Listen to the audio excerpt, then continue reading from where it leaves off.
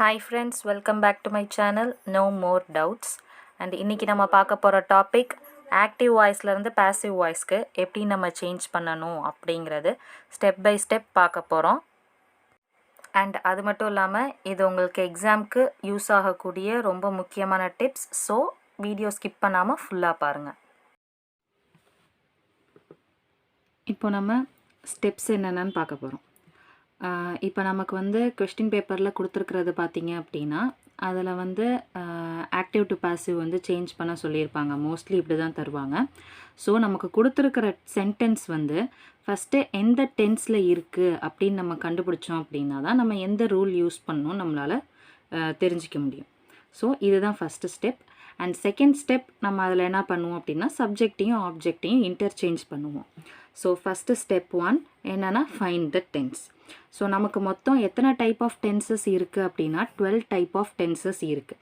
ஆனால் இந்த 12ல் நம்மளால் 8 டைப் ஆஃப் டென்சஸ் மட்டும்தான் என்ன பண்ண முடியும் அப்படின்னா ஆக்டிவ் டு பாசிவ் சேஞ்ச் பண்ண முடியும். ஸோ நமக்கு கொடுத்துருக்கிற சென்டென்ஸ், நமக்கு கொடுத்துருக்கிற கொஸ்டின் அது வந்து இந்த 8ல் ஏதாவது ஒரு டைப்பாக தான் இருக்கும்.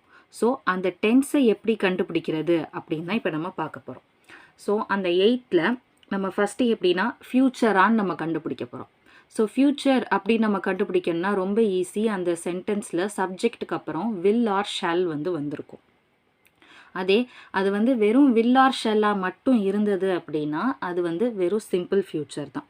ஒருவேளை அந்த வில் ஆர் ஷாலுக்கு அப்புறம் ஒரு ஹேவும் ஒரு வேர்ப் 3யும் வந்திருக்கு அப்படின்னா அது வந்து ஃப்யூச்சர் பர்ஃபெக்ட் டென்ஸ். ஸோ நம்ம 8ல் 2 டைப்ஸ் எப்படி இருக்கும் அப்படின்னு நம்ம பார்க்குறத கண்டுபிடிச்சிட்டோம். ஸோ நெக்ஸ்ட்டு கண்டினியூஸ் அப்படின்னு நம்ம எடுத்துக்கிட்டோம் அப்படின்னா வேர்புக்கு அப்புறம் ஐஎன்ஜி வந்து வந்திருக்கும். ஸோ வேர்புக்கு அப்புறம் ஐஎன்ஜி வந்துருந்துச்சு அப்படின்னாலே அது கண்டினியூஸ். ஆனால் நமக்கு கண்டினியூஸில் மொத்தம் 3 இருக்குது. Present continuous, past continuous, future continuous. அதில் ஃப்யூச்சர் கண்டினியூஸ்க்கு வந்து கிடையாது, ஆக்டிவ் டு பாசிவ் வந்து கிடையாது. ஸோ ப்ரெசன்ட் கண்டினியூஸாக பாஸ்ட் கண்டினியூஸாக நம்ம கண்டுபிடிக்கணும். ப்ரெசன்ட் கண்டினியூஸாக இருந்துச்சு அப்படின்னா நம்மளோட வேர்புக்கு முன்னாடி, அதாவது வேர்ப் ப்ளஸ் ஐஎன்ஜிக்கு முன்னாடி ஆம் இஸ் ஆர் இதில் ஏதாவது ஒன்று வந்துருந்துச்சு அப்படின்னா சப்ஜெக்ட்டுக்கு அப்புறம் am is are plus verb 1 plus ING வந்துருந்துச்சு அப்படின்னா அது ப்ரெசன்ட் கண்டினியூஸ். ஒருவேளை அந்த வேர்ப் 1க்கு முன்னாடி வாஸ் இல்லைனா வேர் வந்துருந்துச்சுன்னா அது பாஸ்ட் கண்டினியூஸ். அண்ட் நெக்ஸ்ட் இதே வந்து இப்போ இதில் வந்து நம்ம என்ன பண்ணியிருக்கோம்னா அடுத்த 2 டைப்ஸ் நம்ம பார்த்துட்டோம். ஸோ மொத்தம் 4 பார்த்துருக்கோம். இப்போ இன்னும் நம்ம நெக்ஸ்ட்டு அடுத்த 4 எப்படின்னு நம்ம பார்க்க போகிறோம். பர்ஃபெக்ட் டென்ஸில் நமக்கு வந்து present perfect, past perfect, future perfect மொத்தம் 3 இருக்குது. ஃப்யூச்சர் பர்ஃபெக்ட்டை தான் எப்படி நம்ம ஃப்யூச்சர் கண்டுபிடிக்கிறதுலே நம்ம பார்த்துட்டோம். ஸோ அதில் அடுத்தது ப்ரெசன்ட் பர்ஃபெக்ட்டும் பாஸ்ட் பர்ஃபெக்ட்டும் பார்க்குறோம். ப்ரெசன்ட் பர்ஃபெக்டாக இருந்துச்சுன்னா வேர்பு 3, அதாவது பர்ஃபெக்ட் டென்ஸ் அப்படின்னாலே வேர்பு 3 வந்து வந்துடும். அதே ப்ரெசன்ட் பர்ஃபெக்டாக இருந்துச்சுன்னா அது ஹேஸ் ஆர் ஹேவ் வந்து வந்திருக்கும். சப்ஜெக்டை பொறுத்து ஹேஸ் இல்லைனா ஹேவ் வந்து வேர்பு 3 வரும். அதே அது பாஸ்ட் பர்ஃபெக்டாக இருந்துச்சு அப்படின்னா ஹேடு சப்ஜெக்ட்டுக்கு அப்புறம் ஹேடு ப்ளஸ் வேர்பு 3 வந்து வந்திருக்கும். ஸோ இது அடுத்த 2, மொத்தம் 6 பார்த்தாச்சு. அடுத்து இன்னும் 2 தான் இருக்குது, simple present and simple past. So simple future நம்ம முன்னாடியே பார்த்துட்டோம், அந்த ஃப்யூச்சர் டென்ஸ் கண்டுபிடிக்கிறதுலேயே நம்ம பார்த்துட்டோம். Simple present and simple past பார்த்தீங்க அப்படின்னா சிம்பிள் ப்ரெசண்ட்டில் வேர்ப் 1க்கு அப்புறம் அது வெறும் வேர்ப் 1ஆக இருக்கலாம், இல்லைனா வேர்ப் 1ஓட எஸ் சேர்த்துருக்கலாம், இல்லைனா இஎஸ் சேர்த்துருக்கலாம். ஸோ அப்படி வந்துச்சுன்னா அது சிம்பிள் ப்ரெசன்ட். அண்டு சிம்பிள் பாஸ்ட்டுக்கு சப்ஜெக்ட் எதுவாக வேணாலும் இருக்கலாம், அதுக்கப்புறம் வேர்பு 2 மட்டும்தான் வந்திருக்கும். அவ்வளோதான். அடுத்தது நம்மளோட செகண்ட் ஸ்டெப் அது என்ன அப்படின்னா சப்ஜெக்ட் ஆப்ஜெக்ட் இன்டர்சேஞ்ச். ஸோ சப்ஜெக்டையும் ஆப்ஜெக்டையும் நம்ம இன்டர்சேஞ்ச் பண்ணணும். ஸோ நம்மளோட ஆக்டிவ் வாய்ஸில் இருந்து பாசிவ் வாய்ஸ்க்கு மாறும்போது சப்ஜெக்ட் ஆப்ஜெக்டாக போயிடும், ஆப்ஜெக்ட் சப்ஜெக்டாக வந்துடும். அவ்வளோதான். ஸோ இதில் நமக்கு வந்திருக்கிற இந்த சப்ஜெக்ட் ஒரு அதாவது எப்படின்னா நம்மளுக்கு வந்திருக்கிறது வந்து ஒரு ப்ராப்பர் நவுனாக இருக்குது அப்படின்னா அந்த ப்ராப்பர் நவுன் அப்படியே தான் நம்ம என்ன பண்ணுவோம் அப்படின்னா ஆப்ஜெக்டாக எடுத்து போட்டுருவோம். இந்த ப்ராப்பர் நவுன் அப்படியே எடுத்து நம்ம ஆப்ஜெக்டாக போட்டுருவோம். அதே நமக்கு வந்திருக்க சப்ஜெக்ட் வந்து ஒரு ப்ரொனவுனாக இருக்குது அப்படின்னா அதை நம்ம என்ன பண்ணுவோம் அப்படின்னா அதோட அதர் ஃபார்முக்கு நம்ம சேஞ்ச் பண்ணுவோம். அதான் எப்படின்னா ஹீயாக இருந்துச்சுன்னா அது ஹிம்முன்னு மாறும், ஷீ வந்து ஹர், இட்டு வந்து இட்டுன்னே இருக்கும். அதே யூ வந்து யூ, வி வந்து அஸ், ஐ வந்து மீ, தே வந்து தெம். ஸோ இந்த மாதிரி சேஞ்ச் ஆகும். அவ்வளோதான். இப்போது இது வந்து இப்போ நம்ம பார்த்த இந்த 2 ஸ்டெப்பும் பார்த்தீங்க அப்படின்னா, இது வந்து நம்மளோட சென்டென்ஸ் வந்து சாதாரண ஒரு அசர்ட்டிவ் சென்டென்ஸ், ஒரு ஸ்டேட்மெண்ட் இல்லைனா அசர்ட்டிவ் சென்டென்ஸாக இருந்துச்சு அப்படின்னா இந்த 2 ஸ்டெப்பும் நம்ம ஃபாலோ பண்ணிக்கலாம். அதே அந்த ஸ்டேட்மெண்ட் அண்ட் அசர்ட்டிவ் சென்டென்ஸ்லேயே நமக்கு வந்திருக்கிற சப்ஜெக்ட், அந்த சப்ஜெக்ட் யாருன்னே நமக்கு தெரியல அப்படின்னா, இந்த சப்ஜெக்ட் யாருன்னு நமக்கு தெரியல அப்படின்னா அதுதான் omitting agent. So omitting agent அப்போது நம்ம என்ன பண்ணுவோம் அப்படின்னா, நம்மளோட சப்ஜெக்டோட பிளேஸில் somebody, someone, nobody, no one இல்லைனா நன் இந்த மாதிரி வந்திருக்கும். ஸோ நமக்கு சப்ஜெக்ட் யாருன்னு தெரியல. அதனால் இந்த மாதிரி ஏதாவது ஒரு வேர்டு வந்து சப்ஜெக்டோட பிளேஸில் வந்துருந்துச்சு அப்படின்னா நம்ம பை போட்டு சப்ஜெக்டை எடுத்து எழுதுறது நம்ம இங்கே எழுத தேவையில்லை. இது நமக்கு தேவையில்லை, ஏன்னா இது யாருன்னே நமக்கு தெரில. ஸோ அவங்கள கொண்டு வந்து நம்ம ஆப்ஜெக்டோட பிளேஸில் போடணும்னு நமக்கு அவசியம் இல்லை. நம்ம நார்மலாக ஆப்ஜெக்ட் எடுத்து சப்ஜெக்டோட பிளேஸில் போட்டு வேர்பை வந்து வேர்ப் 3 ஃபார்முக்கு மாற்றினோம்னாலே போதும். மற்றது எதுவுமே நம்ம செய்ய தேவையில்ல. பை சப்ஜெக்ட் என்ன நம்ம போட தேவையில்ல. இதே இந்த நோபடி, நோ ஒன், நன் அப்படின்னு வந்துருந்துச்சு அப்படின்னா இது எல்லாத்துலேயுமே வந்து காமனாக நோன்னு இருக்குது. ஸோ அதே நோவை நம்ம என்ன பண்ணணும்னா வேர்பு கூட சேர்த்துக்கணும். நோபடி, நோ ஒன், நன் இதில் நோன்னு இருக்குது. அதனால் வேர்புக்கு முன்னாடி நோன்னு சேர்த்துக்கணும். இது ஏதாவது ஒன்று சப்ஜெக்டில் இருந்துச்சுன்னா. சம்படி, சம்ஒன் இருந்துச்சு அப்படின்னா நம்ம நோ சேர்க்க தேவையில்லை. அடுத்தது இம்பரேட்டிவ் சென்டென்ஸ். ஸோ இம்பரேட்டிவ் சென்டென்ஸாக இருக்கிற பட்சத்தில் நம்ம என்ன பண்ணணும் அப்படின்னா அந்த சென்டென்ஸ் ரெக்வெஸ்ட்டாக இருக்கா, அட்வைஸாக இருக்கா, ஆர்டராக இருக்கா, இல்லை இன்ஸ்ட்ரக்ஷனாக இருக்கா அப்படின்னு நம்ம கண்டுபிடிக்கணும். ஸோ ரெக்வெஸ்ட்டாக இருக்குது அப்படின்னா அது என்ன ஃபார்ம், அது என்ன ரெக்வெஸ்ட்டில் இருக்குது, நம்மளை செய்ய சொல்லி ரெக்வெஸ்ட் பண்ணியிருக்காங்களா, இல்லை நம்மளை செய்ய சொல்லி ரெக்வெஸ்ட் பண்ணியிருக்காங்களா, இல்லை செய்ய வேணான்னு ரெக்வெஸ்ட் பண்ணியிருக்காங்களான்னு நம்ம பார்க்கணும். நம்மளை செய்ய சொல்லி ரெக்வெஸ்ட் பண்ணியிருந்தாங்க அப்படின்னா யூ ஆர் ரெக்வெஸ்டட் டு அப்படின்னு போட்டுட்டு அந்த சென்டென்ஸ், அந்த கொஸ்டின் நமக்கு என்ன கொடுத்துருக்காங்களோ அதை அப்படியே எடுத்து எழுதிடணும். இதுக்கு பின்னாடி இங்கே ப்ளீஸ் மட்டும் மோஸ்ட்லி நமக்கு சென்டென்ஸில் வந்து முன்னாடி போட்டிருப்பாங்க. அந்த ப்ளீஸை எடுத்துட்டு யூ ஆர் ரெக்வெஸ்டட் டுன்னு போட்டு சென்டென்ஸை அப்படியே எழுதிடணும். இதே ப்ளீஸ் செய்யாதீங்கன்னு சொல்கிறாங்கன்னா யூ ஆர் அந்த ப்ளீஸை எடுத்துட்டு யூ ஆர் ரெக்வெஸ்டட் நாட் டுன்னு சொல்லிட்டு இந்த சென்டென்ஸை அப்படியே பின்னாடி எழுதிடணும். அதே அது ஒருவேளை அட்வைஸாவோ ஆர்டராகவோ இன்ஸ்ட்ரக்ஷனாகவோ இருக்குது அப்படின்னா அது அந்த சென்டென்ஸில் நமக்கு முன்னாடி எந்த ஒரு வேர்டும் வந்து இருக்காது, இந்த ப்ளீஸ் மாதிரி எதுவும் இருக்காது.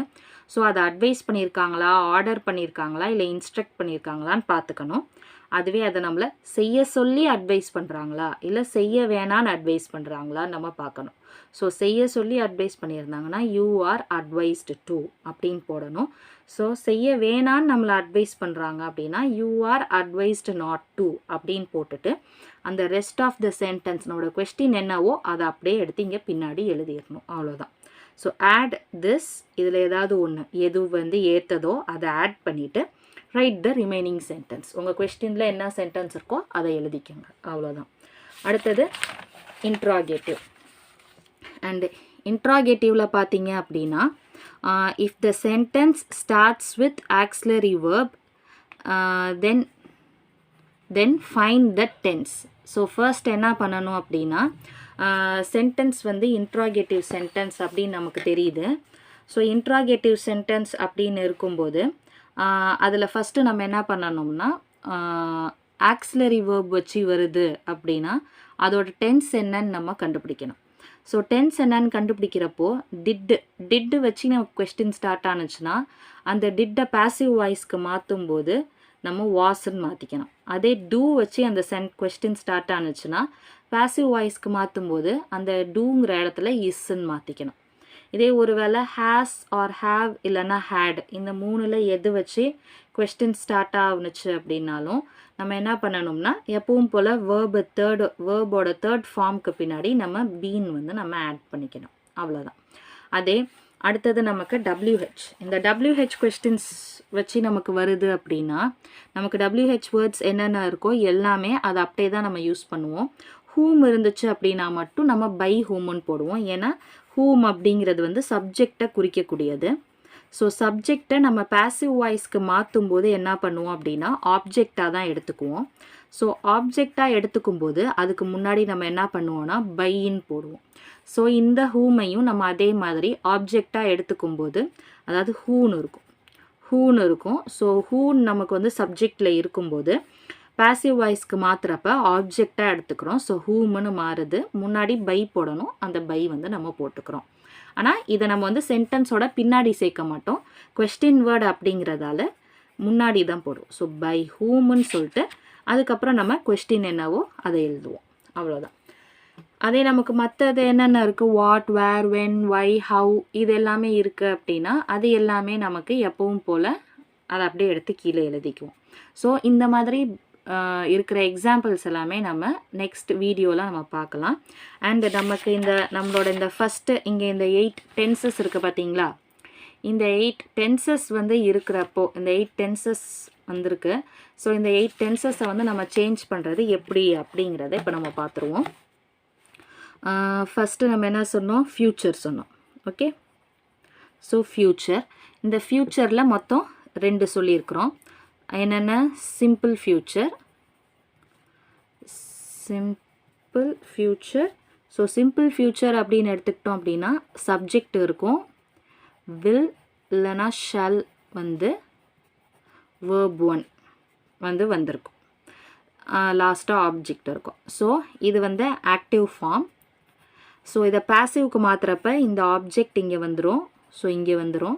இந்த வில் ஆர் ஷால் அப்படியே போட்டுக்குவோம். அதாவது இப்போ இங்கே இந்த சப்ஜெக்டை பொறுத்து வில் ஆர் ஷால் போட்டுட்டு அடுத்தது இங்கே be plus verb 3 by plus subject.